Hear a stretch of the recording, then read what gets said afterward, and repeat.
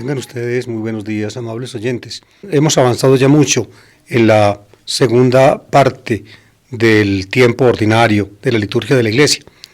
El tiempo ordinario tiene dos partes. La primera va desde después de la fiesta de la Epifanía hasta el comienzo de la Cuaresma, y la segunda desde después de la fiesta de Pentecostés hasta el comienzo del Adviento. El tiempo ordinario tiene 34 semanas, por tanto 34 domingos.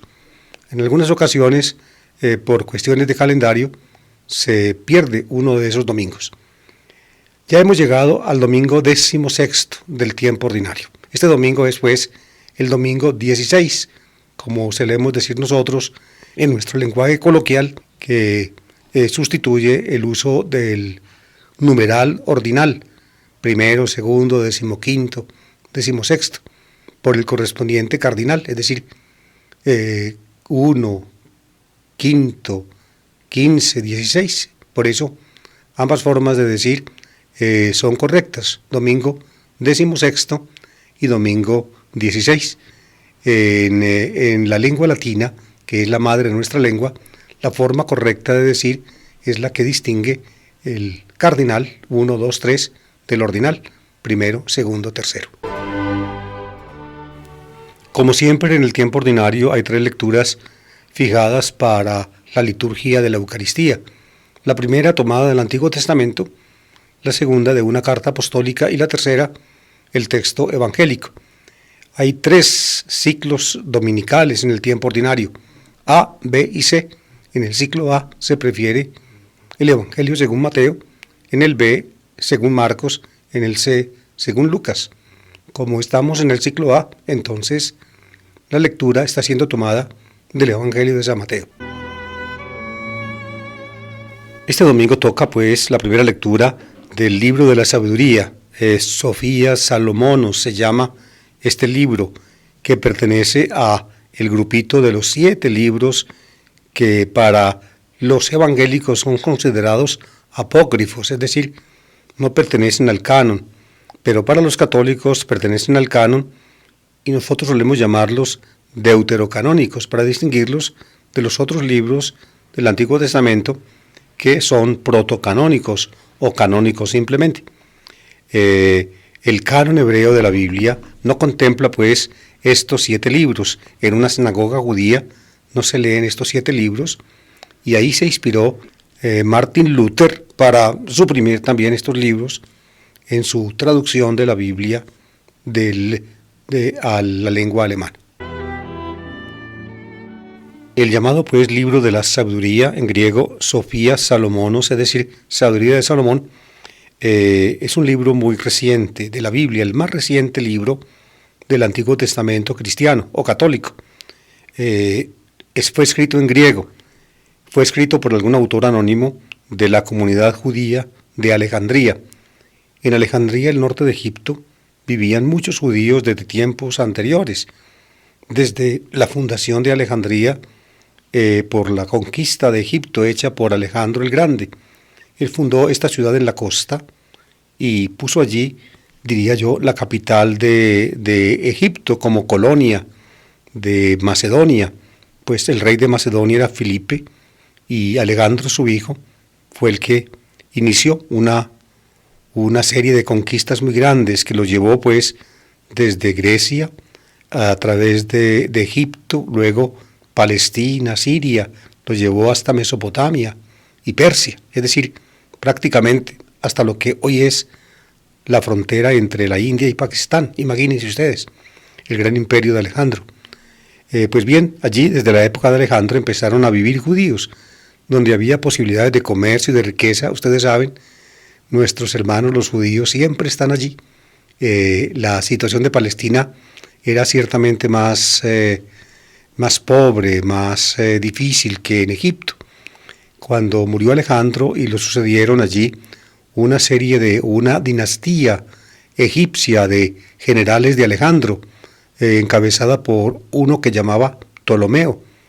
A este Ptolomeo primero lo siguió toda una serie de reyes que llevaban casi siempre el mismo nombre, Ptolomeo, segundo, tercero, etc. A esa dinastía ptolomaica, como se suele decir, perteneció también una amiga nuestra, muy conocida, por la historia y también pues porque ya le tocó lidiar con los generales romanos. Se llamaba Cleopatra, la famosa reina de Egipto, que tuvo entre sus amantes al mismo Julio César, luego a Marco Antonio, una gran película de Hollywood sobre Cleopatra, protagonizada por la preciosa artista o actriz judía Elizabeth Taylor. Esa la vi yo en la época de mi digamos, postrera juventud.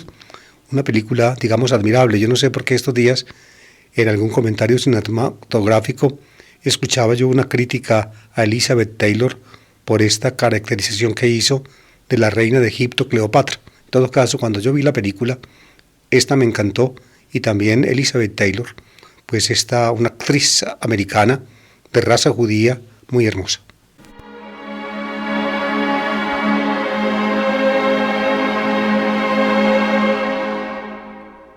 Por esa época, pues, del dominio griego sobre Egipto, quizá un poco antes de la llegada de los romanos, o quizá coincidiendo con ella, un autor judío, muy conocedor de la Biblia y muy conocedor de la tradición sapiencial bíblica, escribió este libro en griego. Es una consideración religiosa de profundo sabor judío y creyente, pero ya con una conceptualidad, digamos, iluminada por el helenismo, por las ideas pues que estaban en boga en la cultura de ese tiempo. El helenismo había permeado toda Palestina y toda Siria, aún había penetrado en grupos judíos recalcitrantemente antihelenistas. Era la mentalidad de la época, y ni siquiera ellos, a pesar de ser enemigos del espíritu griego, pudieron, digámoslo así, sacarle el cuerpo al esquema de mentalidad helenística, dualista, que se imponía. Nuestro autor, pues, tiene una cultura marcadamente helenista. Ustedes lo van a notar un poco por la forma como yo presento el texto, tal como está pues en mi misal, el misal que estoy usando, el misal oficial español que usamos en la liturgia. Aquí está la traducción pues del griego al castellano, porque el libro es originalmente griego, y evidentemente la lengua griega tiene un espíritu que se deja traducir, diría yo, con más solvencia al español o a las lenguas occidentales que la antigua lengua hebrea o aramea, que son de un espíritu bien distinto al nuestro. El texto está tomado del libro de la Sabiduría, capítulo 12, versículos 13 y siguientes. Dice así: No hay más Dios que tú, que cuidas de todo para demostrar que no juzgas injustamente. Tu poder es el principio de la justicia, y tu soberanía universal te hace perdonar a todos. Tú demuestras la fuerza a los que dudan de tu poder total y reprimes la audacia de los que no te conocen. Tú, poderoso soberano, juzgas con moderación y nos gobiernas con gran indulgencia, porque puedes hacer cuanto quieres. Obrando así, enseñaste a tu pueblo que el justo debe ser humano, y diste a tus hijos la dulce esperanza de que, en el pecado, das lugar al arrepentimiento. A pesar, pues, del baño helenizante o helenístico que tiene el texto, a pesar del vocabulario que utiliza y del horizonte cultural que se insinúa en él, que es, pues, helenístico, sin embargo, los procederes de la poesía hebrea, sobre todo los paralelismos, dominan el texto. Ya les expliqué alguna vez que es una característica de la poética hebrea, en general semítica, el paralelismo, es decir, poner en versos contiguos una idea que se repite o que se contradice o que se completa. Ahí están las tres formas de paralelismo normales, que son el paralelismo sinónimo, cuando la segunda parte dice lo mismo que la primera, o el paralelismo antitético, cuando la segunda parte dice lo contrario de la anterior, o el sintético, cuando la segunda parte completa la idea de la primera.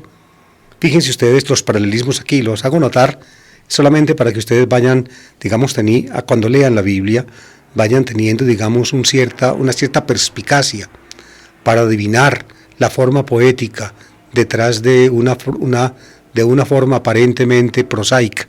Dice: no hay más Dios que tú, que cuidas de todo, para demostrar que no juzgas injustamente. Fíjense, tu poder es el principio de la justicia y tu soberanía universal te hace perdonar a todos. Fíjense aquí estas frases en paralelismo. Tu poder es el principio de la justicia, y luego paralelismo sinónimo, y tu soberanía universal te hace perdonar a todos. De esa manera, fíjense, la justicia pues está, digamos, implícitamente identificada con el perdón. Con el perdón. Esta identificación ya implícita en este texto del poder divino que Dios precisamente lo revela cuidando de todo, juzgando, como dice aquí, digamos, juzgando justamente. La justicia de Dios, pues, equivale al perdón universal. Esta idea la desarrollará luego preciosamente San Pablo en la carta a los romanos, en los primeros capítulos de la carta. Según Pablo, el Evangelio, es decir, el mensaje cristiano, es el poder de Dios. Es el poder de Dios para salvación de todo el creyente. La justicia de Dios se manifiesta en el Evangelio, que es poder de Dios para salvación de todo el que cree. El Evangelio, por tanto, es portador de la justicia de Dios. Si la justicia fuera, digamos, simple y llanamente, la obligación que Dios tiene o la manifestación de que Dios a unos los castiga inflexiblemente y a otros, a los culpables. En cambio, a los inocentes, precisamente entonces los declara justos, los absuelve. Si el poder de Dios o la justicia de Dios fuera simplemente esa, entonces escribe por allá Lutero joven, y con toda razón, escribe: ojalá que Dios nunca hubiera revelado el Evangelio, porque si el Evangelio hace distinción entre el justo y el impío, para castigar al impío y absolver al justo, entonces resultaríamos todos castigados, porque todos somos culpables. Esa es la reflexión que hace Lutero, perfectamente basada en San Pablo, y aquí basada también, fíjense, en ideas que ya se tejían en el judaísmo de habla griega, en el libro de la sabiduría. Tu poder es el principio de la justicia y tu soberanía universal te hace perdonar a todos. El poder, pues, de Dios, principio de la justicia, lleva a Dios a perdonar a todos. De esa manera, cuando Dios entonces reprime con su poder la audacia de los que no conocen, y sin embargo con gran indulgencia perdonas a los pecadores, entonces nos enseña, dice aquí, esto es muy hermoso, amables oyentes, nos enseña a ser humanos. Obrando así, enseñaste a tu pueblo que el justo debe ser humano, y diste a tus hijos la dulce esperanza de que en el pecado das lugar al arrepentimiento. Pero lo uno va con lo otro. Cuando Dios entonces, con su poder, reprime la audacia de los que no lo conocen y los que lo niegan, por un lado, y también usas de gran indulgencia para los que están sometidos a tu poder. Cuando Dios hace eso, nos enseña que el justo debe ser humano. El justo debe ser humano, es decir, lo humano, la humanidad del justo, la humanidad del hombre, depende de parecerse a Dios. Esta es diría yo, como el núcleo, la semilla de aquella intuición profunda de Jesús, donde esto pues aparece en una forma ya clara como el sol, cuando Jesús dice que cuando uno perdona a su enemigo, que cuando uno ama a los que no ama, a los que no lo aman a uno se parece al Padre, a Dios, Padre Celestial, que hace caer igualmente la lluvia sobre buenos y malos, y hace salir el sol sobre justos e injustos. Nos parecemos, es decir, el llegar uno a parecerse a Dios, da la medida de humanidad. El justo debe ser humano. Como Dios es justo, y Dios entonces, por una parte, puede reprimir al malo, pero básicamente perdona con generosidad al culpable. Entonces, cuando uno aprende a perdonar, uno aprende a ser humano y a alcanzar en uno la imagen divina, por un lado, y también a uno le da el consuelo inmenso de saber de que, aunque somos pecadores, Dios nos da lugar, o Dios da lugar en nosotros al arrepentimiento. Hemos estado leyendo, queridos oyentes, estos domingos apartes de la carta a los romanos de San Pablo en la segunda lectura. Recuerdo que leímos al retomar el tiempo ordinario, leímos por allá un pedacito del capítulo 3, luego también del capítulo 4 de Romanos, luego del capítulo 5, y finalmente hemos leído en los últimos domingos pedacitos del capítulo 8. El capítulo 8 de la carta a los Romanos es la síntesis quizá más preciosa de la soteriología de San Pablo, es decir, de la concepción paulina de la salvación como don incoado, como un regalo de Dios que comienza en el presente, cuando Dios nos justifica y nos reconcilia, y consiste en el don del Espíritu. Dios nos da su Espíritu. El Espíritu que nos da a Dios es, diría yo, una fuerza interior que nos renueva, que nos da nueva vida, que nos hace renacer, es decir, y es digámoslo así, el único instrumento que nos permite a nosotros desde adentro resistir el poder del pecado que actúa en nosotros. Tenemos pues el pneuma, el Espíritu de Dios, y con el Espíritu de Dios en nosotros, como primicia de la salvación, nosotros vivimos ya para Dios y podemos esperar lo que el Espíritu contiene como arras, como prenda futura, que es la resurrección aún del cuerpo, es decir, el vivir en cuerpo y espíritu para Dios eternamente. Eso es lo que resume el capítulo 8 de la carta a los Romanos, que hemos estado leyendo a cuentagotas en estos domingos pasados. Hoy encontramos un texto particularmente significativo hacia el final del capítulo 8, es el capítulo 8, 26-27. Son 2 versículos donde Pablo muestra, diría yo, otra de las funciones del Espíritu en nosotros. Dice así: hermanos, el Espíritu viene en ayuda de nuestra debilidad, porque nosotros mismos no sabemos pedir lo que nos conviene, pero el Espíritu mismo intercede por nosotros con gemidos inefables. El que escudriña los corazones sabe cuál es el deseo del Espíritu, y que su intercesión por los santos es según Dios.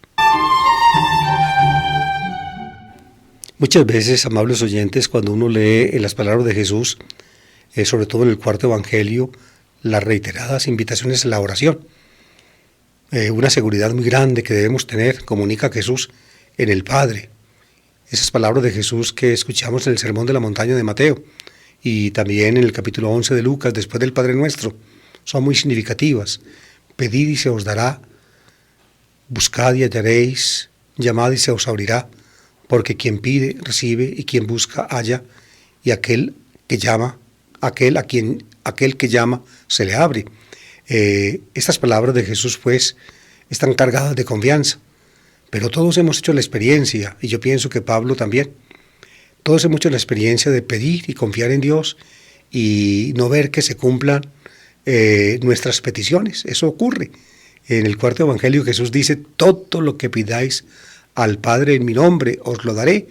Para eso Él se va al Padre, dice Jesús, el discurso de despedida.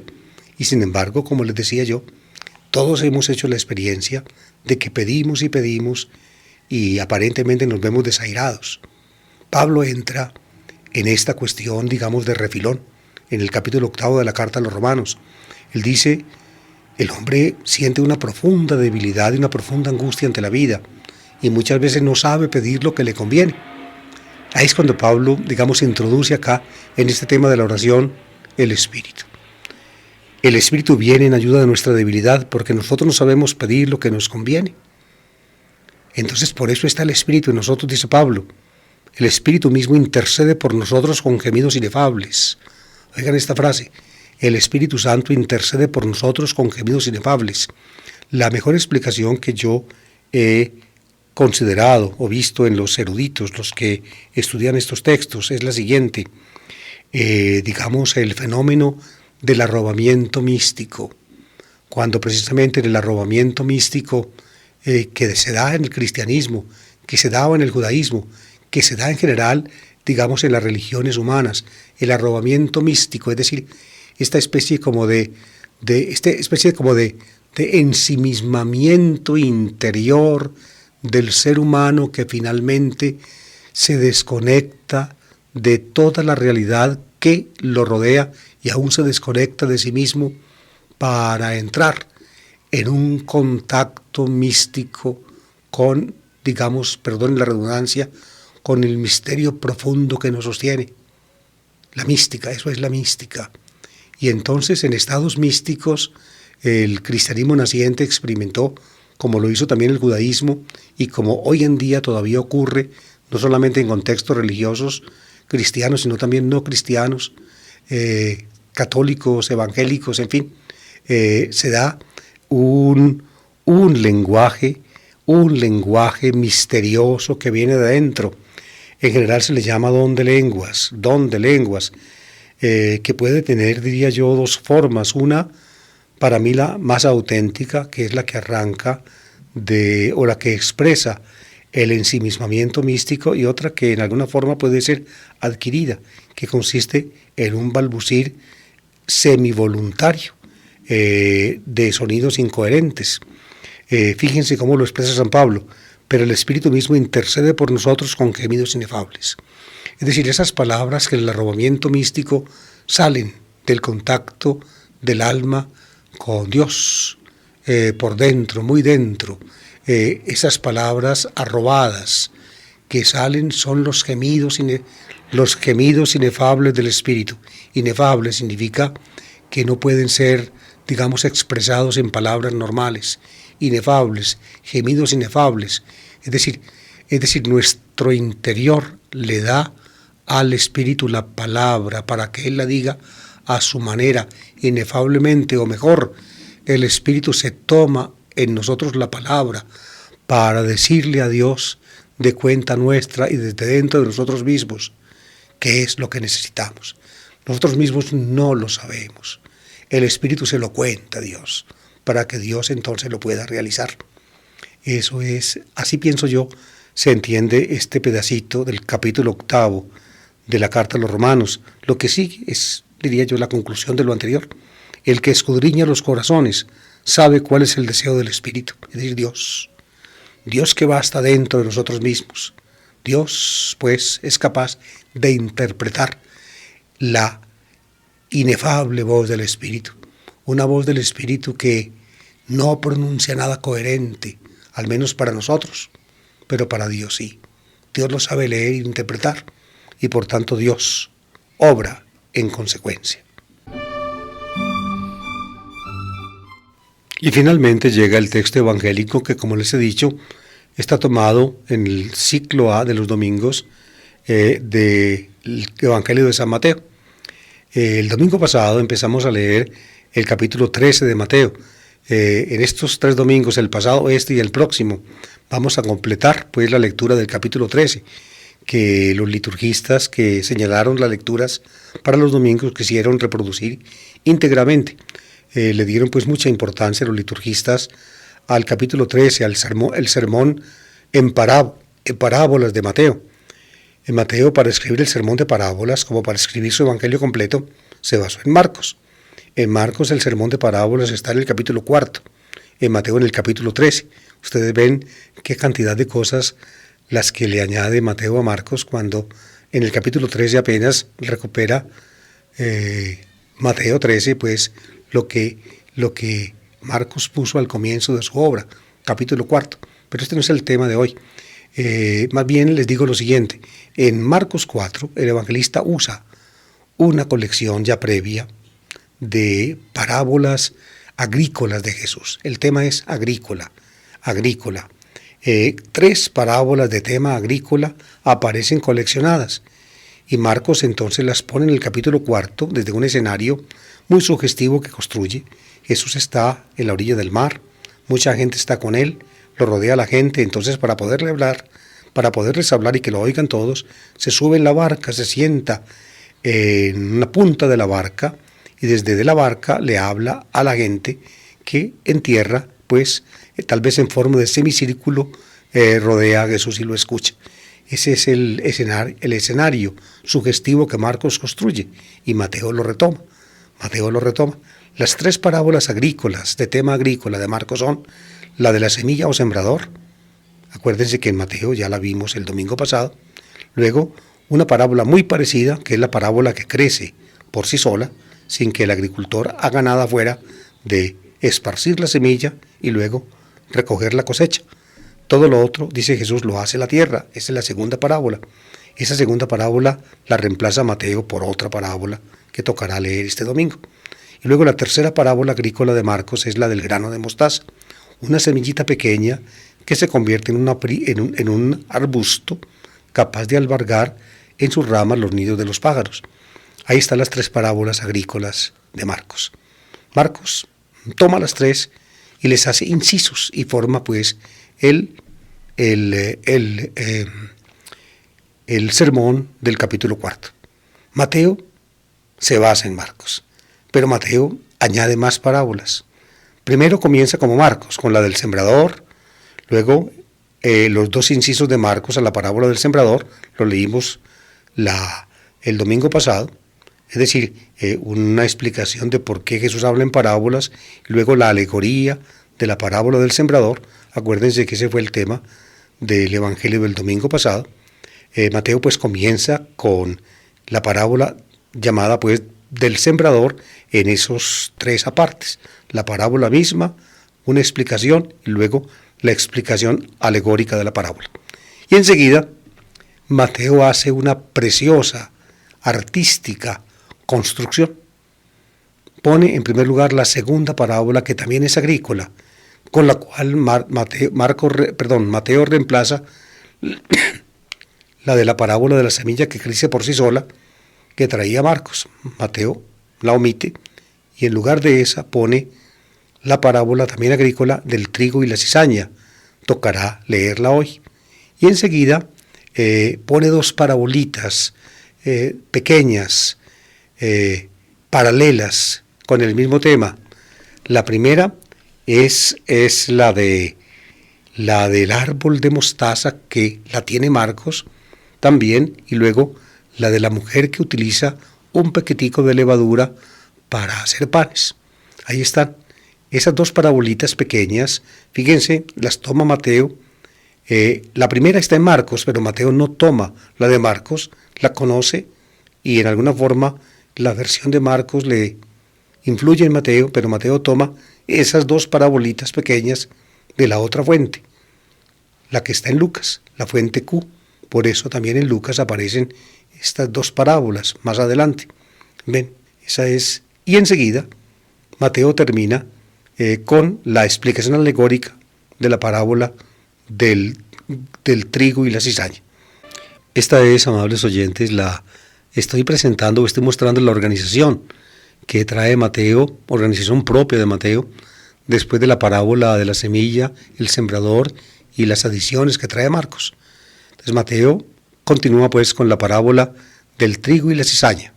Luego, dos parábolas en paralelo, la del grano de mostaza, pequeñito, que se vuelve grande, arbusto, y la de la pizquita de levadura que usa una mujer, que también, se vuelve grande, porque da lugar a que la harina se convierta en panes suculentos.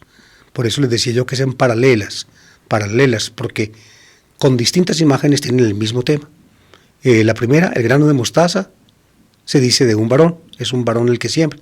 La segunda, la levadura y el pan, es una mujer la que amasa y la que mete los panes al horno. Luego, después de la explicación alegórica del grano de mostaza, vuelve Mateo a hacer una composición parecida a la anterior. Pone otras dos parabolitas en paralelo, que son la del tesoro escondido en el campo y la de la perla preciosa que un comerciante encuentra. Y luego, para terminar, pone la parábola de la red que echan los pescadores y que recoge toda clase de peces. De esa manera, la red que recoge toda clase de peces, buenos y malos, se parece a ese campo sembrado de trigo, pero donde alguien o el enemigo siembra cizaña. Ustedes ven la construcción artística de Mateo. De las 6 últimas parábolas, son 7 parábolas, las 6 últimas, la segunda y la sexta se corresponden. El grano de mostaza, trigo y cizaña. Y la última, pez con toda clase de peces, buenos y malos. Luego, la segunda y la tercera y la cuarta se corresponden. Grano de mostaza y pizquita de levadura.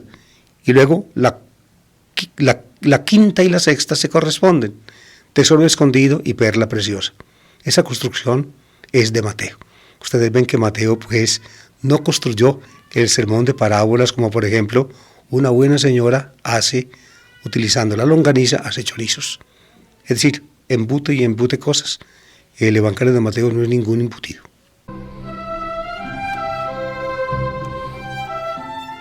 Y ahora sí, después de estos pormenores, escuchemos el texto. En aquel tiempo Jesús propuso esta parábola a la gente.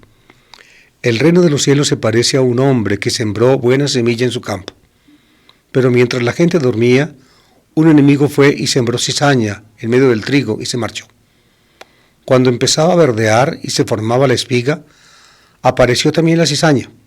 Entonces fueron los criados a decirle al patrón: Señor, ¿no sembraste buena semilla en tu campo? ¿De dónde sale la cizaña? Él les dijo: un enemigo lo ha hecho. Los criados le preguntaron: ¿quieres que vayamos a arrancarla?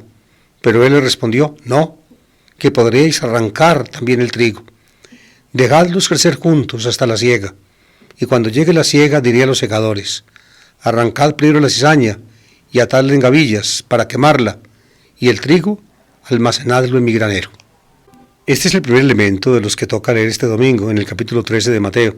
Es una parábola, aunque ya tiene, digámoslo así, ciertas insinuaciones alegóricas. Les expliqué la vez pasada la diferencia entre parábola y alegoría. Es una diferencia que no hay que, digamos, empujar hasta el último punto. En algún tiempo de la investigación crítica de los evangelios, sobre todo un autor alemán, Jülicher se llamaba, escribió un libro, tal vez el libro que comenzó esta investigación de las parábolas de Jesús. Jülicher decía que Jesús había hablado en parábolas, pero nunca en alegorías, y por eso entonces, digamos, muy drásticamente actuó frente a la tradición evangélica. Hoy en día no se piensa así ya, en esa drasticidad.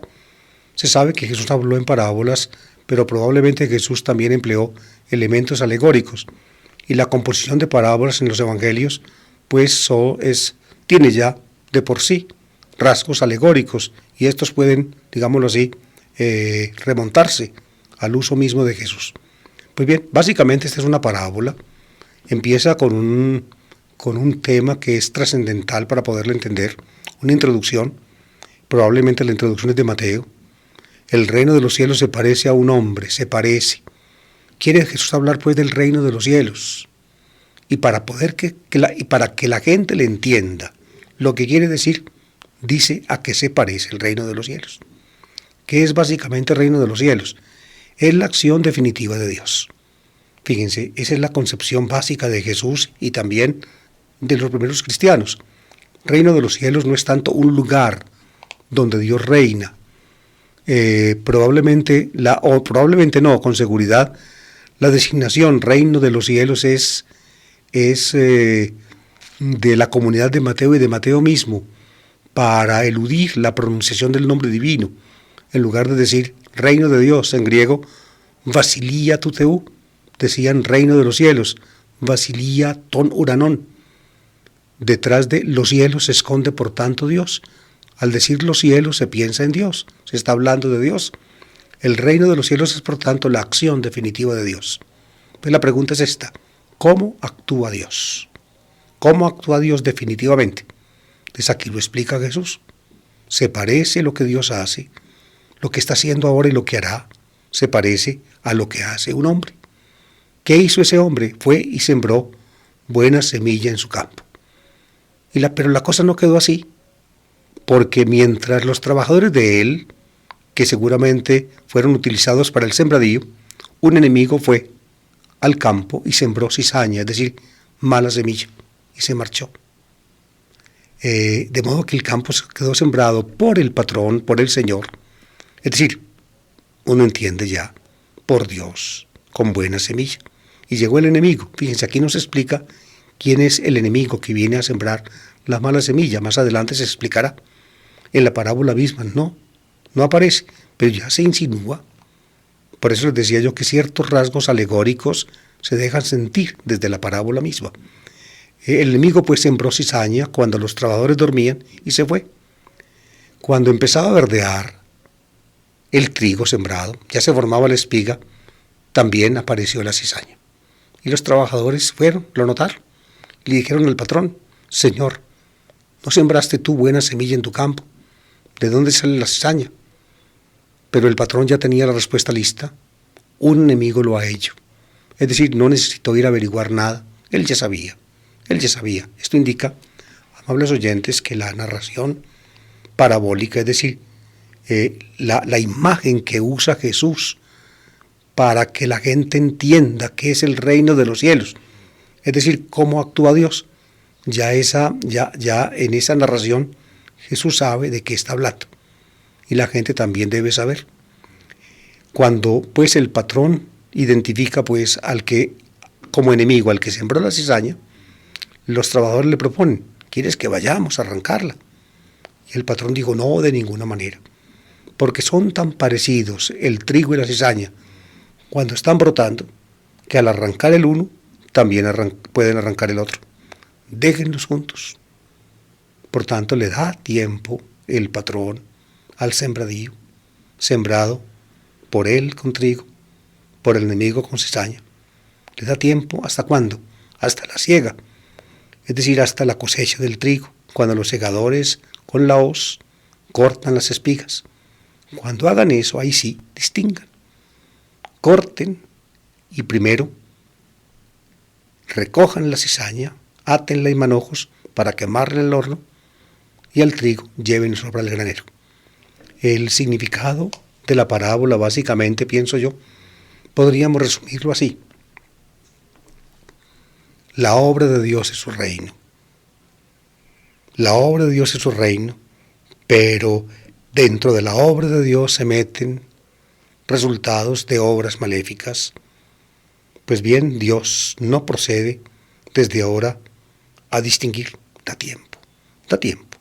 El tiempo de la siega en la cosecha de trigo es como la señal del tiempo final, cuando finalmente se distinguirá entre los buenos y los malos, entre el bien y el mal, entre la obra de Dios y la obra del enemigo. Tal vez podría yo sugerirles, queridos oyentes, así como hice el domingo pasado, cuando les expliqué la parábola de la semilla o del sembrador, que la pregunta que Jesús se hacía o que le hacían era esta: Jesús, tanto trabajo tú sembrando tu palabra, hablando aquí, actuando allá, para ver lo que resulta.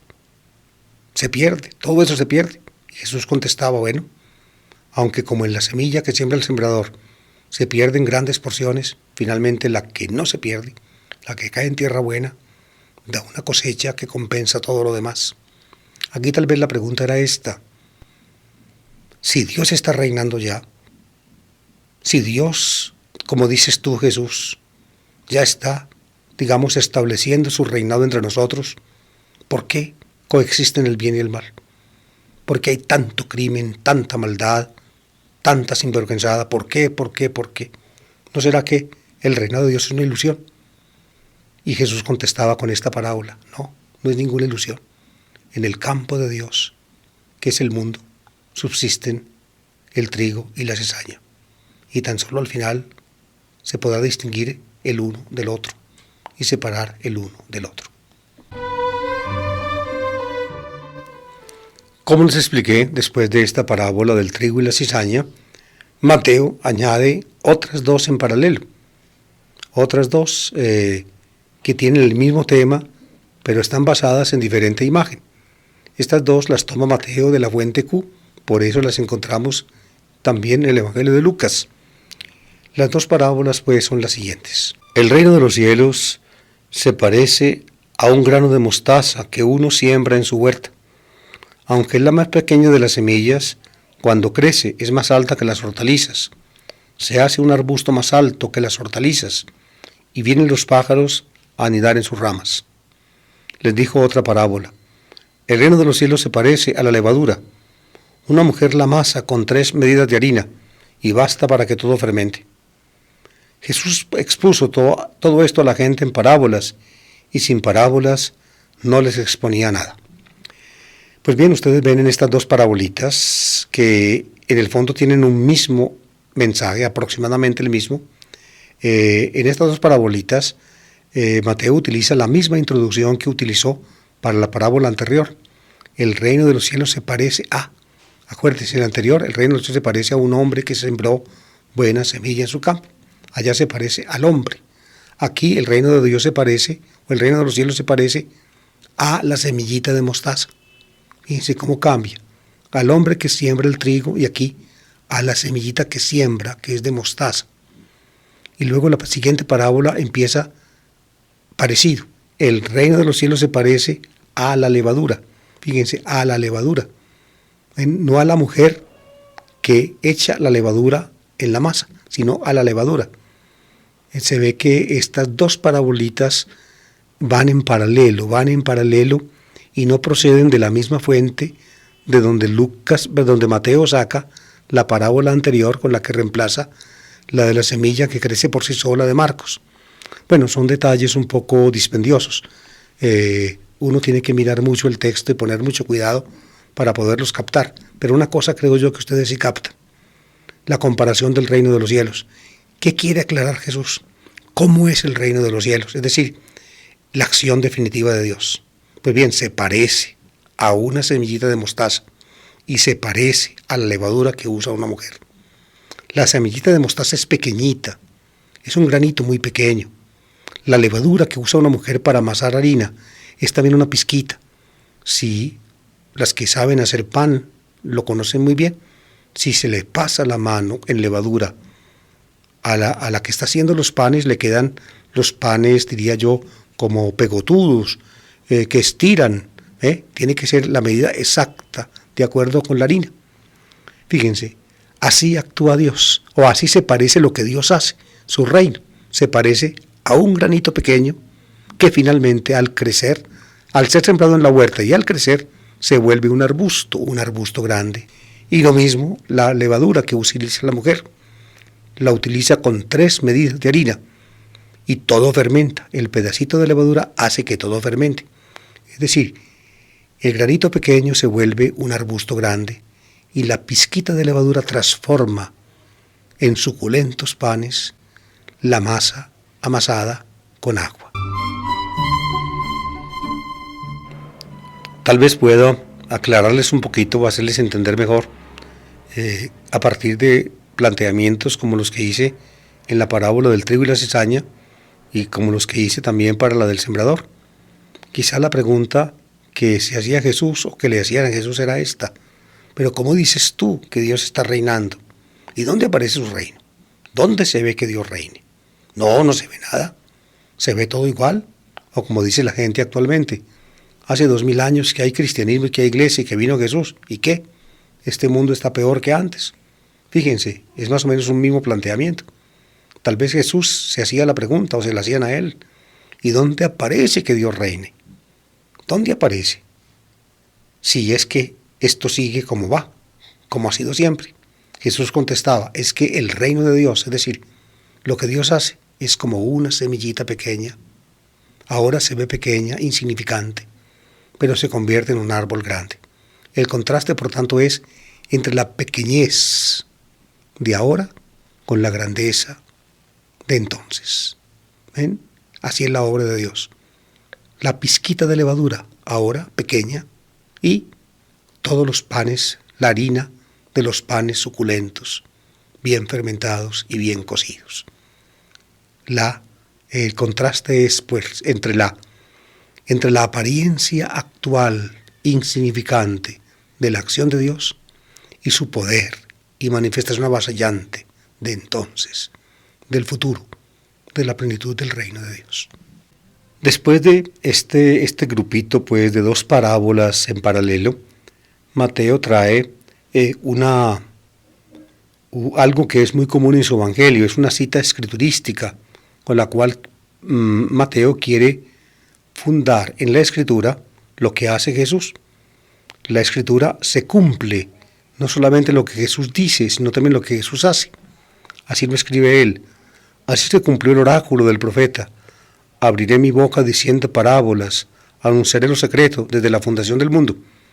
esto corresponde no a una cita profética propiamente dicha, sino a un salmo, como ustedes saben. Pues Mateo muestra que cuando Jesús habló en parábolas, entonces está cumpliendo la palabra profética de la Biblia. En la Biblia está anunciado así. Pues bien, aquí comienza en el discurso de parábolas de Mateo una segunda parte donde la enseñanza va a ser reservada. Hasta donde vamos, Jesús ha dicho las parábolas a la gente. Ahora les va a hablar a los discípulos. Escuchen lo que sigue. Y con esto termina el texto que toca leer este domingo. Luego dejó a la gente y se fue a la casa. Los discípulos se le acercaron a decirle: acláranos la parábola de la cizaña del campo. Fíjense, comienza pues con una explicación alegórica, es decir, detallada, donde la narración de la parábola llena de detalles. Esos detalles son metafóricamente aplicados a realidades que la gente puede entender. Es lo que hace Jesús, esa es la alegoría. Escuchemos para terminar la explicación alegórica. No tengo ya tiempo de dedicar, no tengo tiempo de dedicar algunas palabras a cada elemento, pero escuchándolo ustedes ya se dan cuenta de muchas cosas. Él les contestó: el que siembra la buena semilla es el Hijo del Hombre. Es decir, la explicación alegórica, fíjense, refiere al dueño del campo que manda sembrar semilla, lo refiere al Hijo del Hombre. Es la acción misma de Jesús. Y sigue: el campo es el mundo, la buena semilla son los ciudadanos del reino, las cizañas son los partidarios del maligno. Los ciudadanos del reino son pues los cristianos, los que escuchan el mensaje y lo aceptan. Los partidarios del maligno son los que no la escuchan, los que obran mal. El enemigo que la siembra es el diablo. Fíjense, ya aquí el enemigo, que en la parábola no era identificado, es identificado. Por tanto, el Hijo del Hombre que siembra buena semilla contrasta con el diablo, que es el que siembra la mala.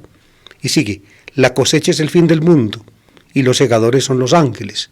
Ustedes ven, muchos elementos de la parábola van siendo metafóricamente interpretados, alegóricamente interpretados. Es decir, se señalan las realidades que detrás presuntamente de esos elementos se ocultan. Lo mismo que se arranca la cizaña y se quema, así será el fin del tiempo. El Hijo del Hombre enviará a sus ángeles y arrancarán de su reino todos los corruptores y malvados, y los arrojarán al horno encendido. Allí será el llanto y el rechinar de dientes. Entonces los justos brillarán como el sol en el reino de su Padre. El que tenga oídos, que oiga. Ahí termina el texto que toca leer este domingo de la explicación alegórica de la parábola del trigo y la cizaña. Un punto muy importante, queridos oyentes, es este. El mundo sembrado por Jesús y luego por los predicadores cristianos es el reino del Hijo del Hombre. Esta idea, amables oyentes, es sumamente interesante y fue surgiendo seguro poco a poco en el cristianismo naciente.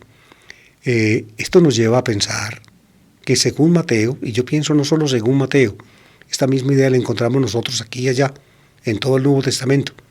Según Mateo, en todo caso, fíjense, la labor que hizo Jesús y que hace ahora la Iglesia, digamos, diseminando el Evangelio, conforma el llamado reino del Hijo del Hombre. Estamos en el tiempo del reino del Hijo del Hombre. Ahora el Hijo del Hombre es rey. Pero fíjense, en el reino del Hijo del Hombre está al ladito, está también crecida la cizaña que sembró el enemigo. Por eso, la situación, diría yo, de la Iglesia es el mundo, y aún de la Iglesia dentro de sí misma, es una situación confusa, ambigua, problemática. ¿Por qué? Porque subsisten, aún dentro de la Iglesia, el trigo y la cizaña. Subsisten en el mundo los ciudadanos del reino y los partidarios del maligno, aún dentro de la Iglesia.